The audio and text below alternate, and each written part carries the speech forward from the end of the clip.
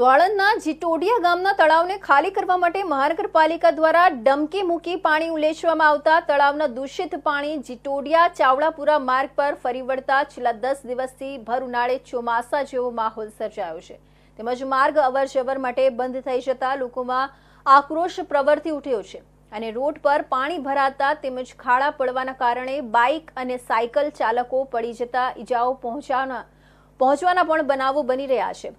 તળાવમાંથી ડમકી દ્વારા ઉલેચવામાં આવતા પાણીનો યોગ્ય નિકાલ કરવામાં નહીં આવતા તળાવમાંથી ઉલેચવામાં આવતા તળાવના ગટર મિશ્રિત દૂષિત પાણી જીટોડિયા ચાવડાપુરા માર્ગ પર ફરી વળતા તેમજ આ માર્ગ પર પાણીના કારણે રોડ તૂટીને ખાડાઓ પડી ગયા છે, જેથી અવરજવર કરતા બાઇક કે સ્કૂટર ચાલકોને પાણીના કારણે ખાડાઓ દેખાતા નથી અને જેના કારણે બાઇક સ્કૂટર જેવા વાહનો ખાડામાં પડતા વાહન ચાલકો રોડ પર પટકાય છે અને ઈજાઓ પહોંચે છે।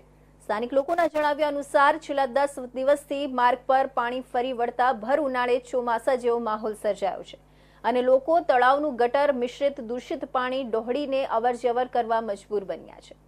સ્થાનિક લોકોનો આક્રોશ છે કે ચાવડાપુરાથી મોગરી ગાના જીટોડિયાને જોડતો જૂનો મુખ્ય માર્ગ છે।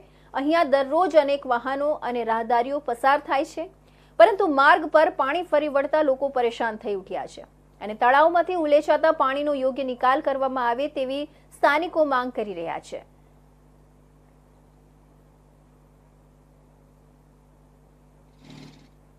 જે તળાવ ખાલી કરવા માટે જે પાણી રોડ પર ફરી વળ્યા છે, શું તકલીફો પડી રહી છે?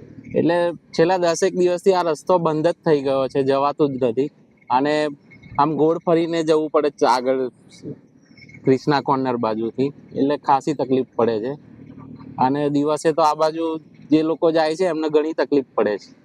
શું કરવું એટલે આ યોગ્ય પાણી નિકાલની યોગ્ય વ્યવસ્થા કરવી જોઈએ।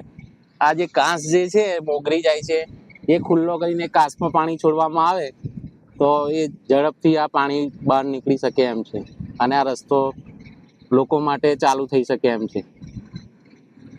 રજનીકાંત મેકવાન। હજી જીટોડિયાથી ચાવડાપુરાના માર્ગ પર પાણી ફરી વળ્યા છે, શું કહેશો?